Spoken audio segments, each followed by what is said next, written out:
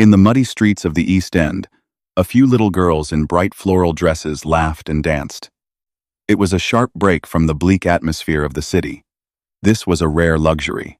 Not far away, Clara Vance watched the children from the door of her flower shop, a small smile breaking through her exhaustion. From the shadows of a black carriage parked at the corner, Arthur Penhaligon, the Duke of Rosebery, watched them. The sound of heavy cotton giving way to steel shears was a sharp snap in the middle of the quiet shop. Clara Vance paused. Her breath hitched in the cold London midnight air. She didn't look at the ledger on the counter. Its ink-stained pages showed a slow, methodical drowning. She didn't need to. She knew the numbers.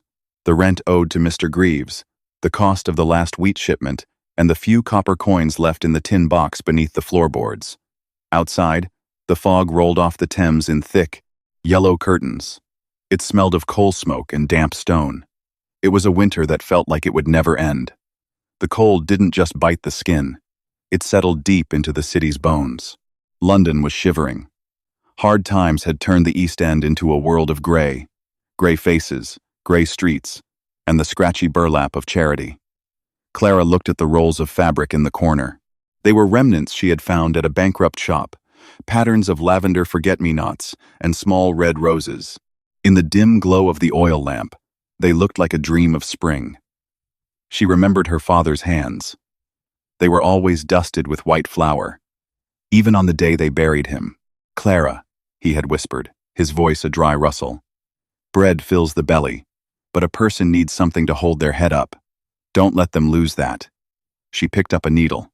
Her fingers were stiff, and the skin around her knuckles was cracked from the lye she used to scrub the floors. Her movements were careful. She wasn't making a dress for herself. She was changing the world, 5 pounds of flour at a time. The next morning, the heavy iron bolt of Vance's flower shop slid back with a metallic groan. A line of women had already formed. They were shadows huddled against the wind. They moved with the slow drag of the exhausted, their shawls pulled tight, their eyes on the pavement. They came for the cheapest flour, the kind that stayed in the stomach the longest. "Next," Clara said. Her voice was steady. Mrs. Higgins stepped forward.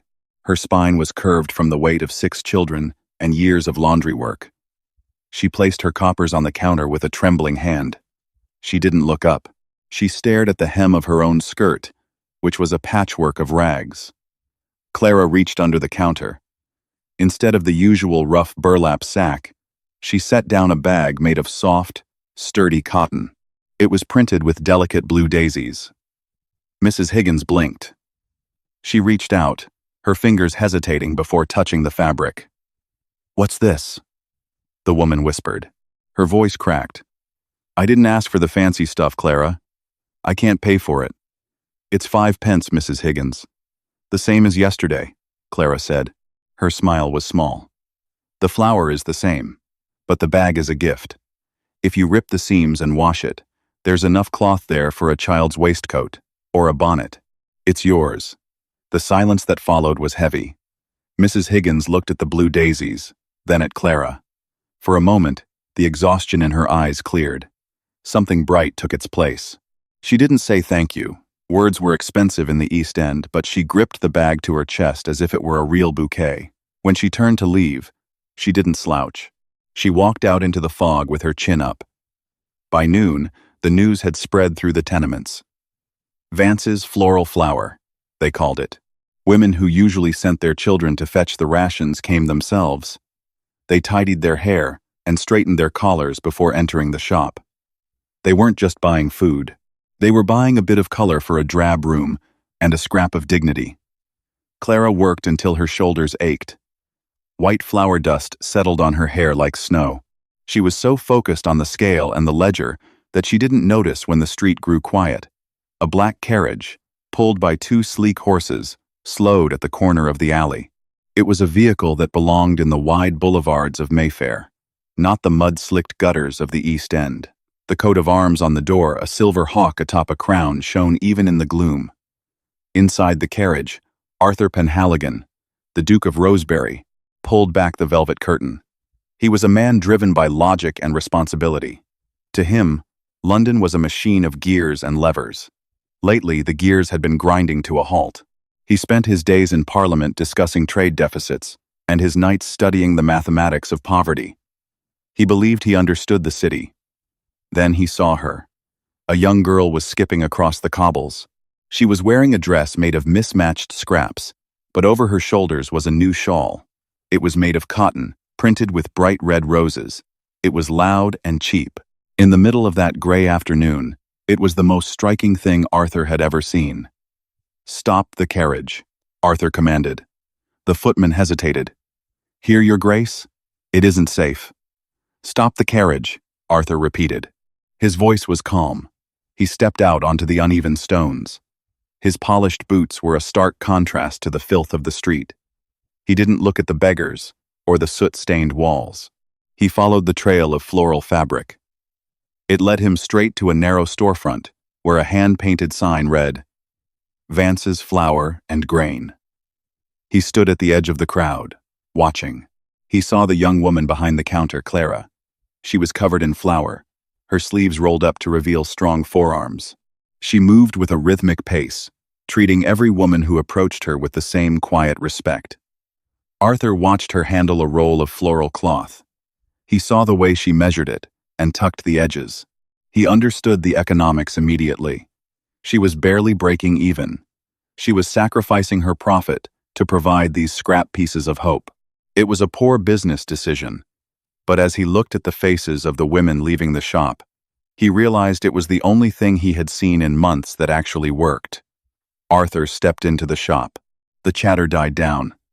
The women noticed his status, the fine wool of his coat, the scent of expensive tobacco, and the weight of his presence. Clara looked up. Her eyes were a deep brown, unfazed by the silver hawk on his buttons. She wiped a smudge of flour from her cheek, leaving a white streak. "A bag of flour, sir?" she asked. Her voice didn't shake. Arthur looked at her. For the first time in a long time, he felt a genuine curiosity. "Yes," he said. "And I would like the one with the bluebells." Arthur set a silver shilling on the scarred wooden counter. In the East End, a shilling was a small fortune. It could feed a family for a week. Clara looked at the coin, then at the man. She didn't reach for it. Instead, she picked up a small brass scale weight and tapped it against the wood. "I don't have change for a shilling, sir," she said. Her voice lacked the fawning tone he was used to. "And I don't take tips. The flour is 5 pence. If you have a smaller coin, I'll take it. If not, the bakery 3 blocks down takes silver." Arthur felt a sharp prickle of admiration. Most people in her position would have snatched the coin before it stopped spinning, but Clara Vance stood with her shoulders back. Her chin was tilted just enough to show that while her floor was dusted with flour, her pride was intact. "I am not offering a tip, Miss Vance," Arthur said. His voice dropped. "I am paying for the work. It takes time to sew these bags, time you could spend resting." "Rest is a luxury for those who don't have a shop to run," she replied. She reached into a small wooden box and pulled out 7 copper pennies. She slid them across the counter. "I found the change. It seems I miscounted earlier. Take your flour, sir. The bluebells are fresh." Arthur took the bag. It was heavy. The cotton felt soft against his leather gloves. As he turned to leave, he caught the scent of the shop yeast, dry grain, and the faint smell of sewing machine oil. It was the smell of survival. He didn't return to the carriage immediately. He walked a block away and watched from the shadows of a brick archway.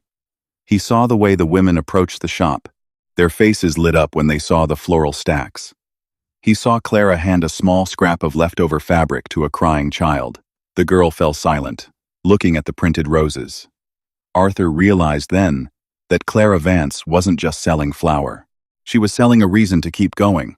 But the light she had lit was drawing the wrong kind of attention. 2 days later, a shadow fell.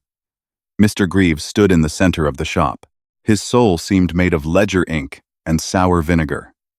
He was the landlord of the block and the main wholesaler for every grain of wheat in the district.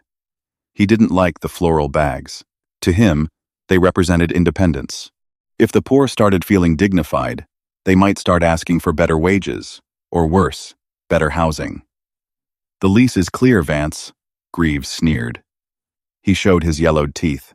This place is for selling food, not a cloth shop. You're violating the terms, and I've heard you're sourcing your own cloth. That's a breach of our agreement. The cloth is a wrapper, Mr. Greaves, Clara said. Her hands were trembling beneath the counter. I sell flour. People come here because they trust my measure. They come here for the pretty rags, Greaves spat. And it stops now. No more floral bags. No more independent sourcing. You'll buy my burlap, at my prices, or you'll be on the street by Monday. I've already told the mills. If they sell to you, they don't sell to me. You're finished, girl. By the following Friday, the color had drained from Vance's flower shop. The shelves were stocked with the old, gray burlap sacks. They were coarse, smelled of rot, and leaked dust. The women who came to the door looked at the gray piles and sighed. Their shoulders dropped. The shop felt like a funeral. Arthur Penhaligon noticed the change when his butler brought tea. The flour used for the scones was the same, but the bag was a ragged, dirty brown. What happened to the bluebells, Harrison? Arthur asked. It seems the young lady has run into some trouble. Your Grace, the butler replied softly. Mr. Greaves has made sure no clothier will sell to her. He intends to reclaim the shop and run it himself, without the decorations, as he calls them. Arthur stood up. His tea was untouched. He walked to the window and looked out over his gardens, but his mind was in the mud of the East End. He saw Clara's face the way she had looked at him when she refused his shilling. She was a woman who would rather starve in a clean apron than feast in a cage. He didn't go to the shop. He knew that showing up with gold would only hurt her. Instead, he went to his library and pulled out a file labeled Greaves Holdings. Harrison, Arthur said without turning around. Find out which of Mr. Greaves's warehouses are currently underinsured, and bring me the records of his last 3 government grain contracts. I believe it's time for a lesson. That evening, a summons was delivered to Mr. Greaves. It was a command, written on heavy paper with the Duke's seal. When Greaves entered the Duke's study, he was sweating. The room was large, filled with the scent of old leather and the weight of authority. Arthur sat behind a heavy oak desk. The firelight cast long shadows across his face. Mr. Greaves, Arthur began. His voice was smooth and dangerous. I've been reviewing the trade standards for the East End. I noticed your warehouses have a tendency to get damp. A fire hazard, wouldn't you say?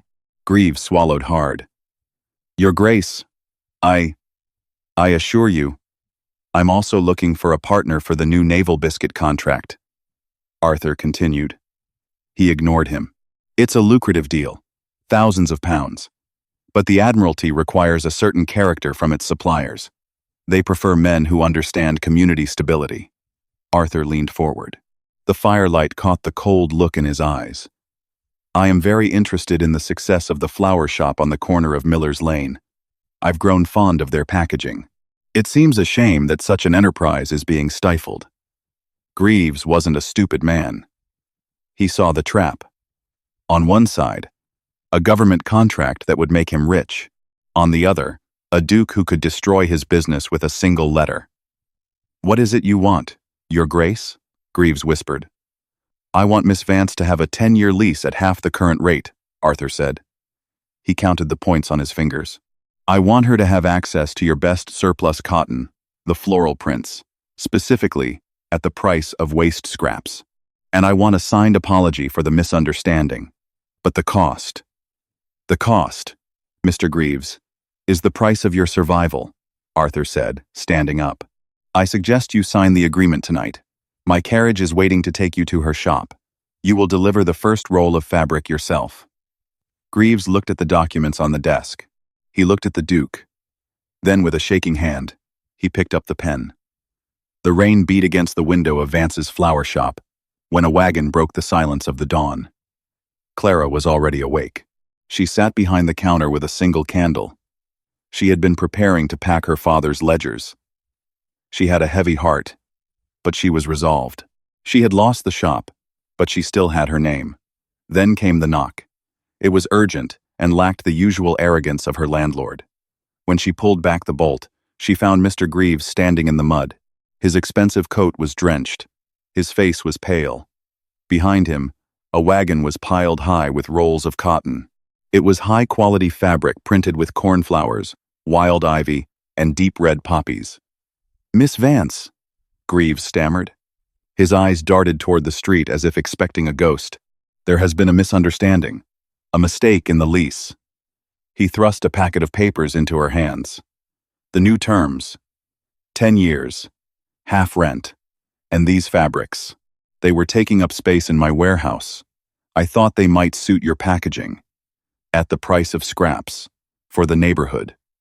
Clara looked at the papers, then at the color on the wagon. She wasn't a fool. She knew Greaves wasn't being charitable. She looked at the signature on the lease extension. It was Greaves' hand, but the witness seal at the bottom was a silver hawk atop a crown. "The Duke. Who told you to do this?" she asked. Her voice was steady. Greaves swallowed hard. "I realized the error, Miss Vance. Good morning." He turned and ran toward the wagon, urging the driver away quickly. Clara stood in the doorway for a long time. Rain misted her face. She looked at the blue cornflowers on the top roll of fabric. She didn't feel like a victim who had been saved. She felt the weight of a silent pact. He hadn't given her money. He hadn't made her a charity case.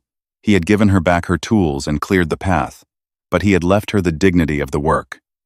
By noon, the East End was full of color again. The word spread fast. The floral bags were back and better than ever. The line of women stretched around the block.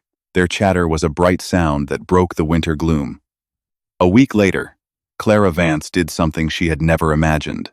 She locked her shop an hour early, washed the flour from her arms, and put on her best dress. It was a simple navy wool dress she had fixed with scraps of the floral cotton. She walked from the gray streets of the East End to the squares of Mayfair. She stood before the iron gates of the Rosebery estate. She looked small against the stone. The footman tried to turn her away, but Harrison, the butler, appeared. He looked at her at the flower on her shoes, and the pride in her eyes, and he bowed. "The Duke is on the terrace, Miss Vance. He has been expecting you." Arthur was standing by the stone wall, looking out over the city. The sun was setting, casting a purple light over the roofs of London.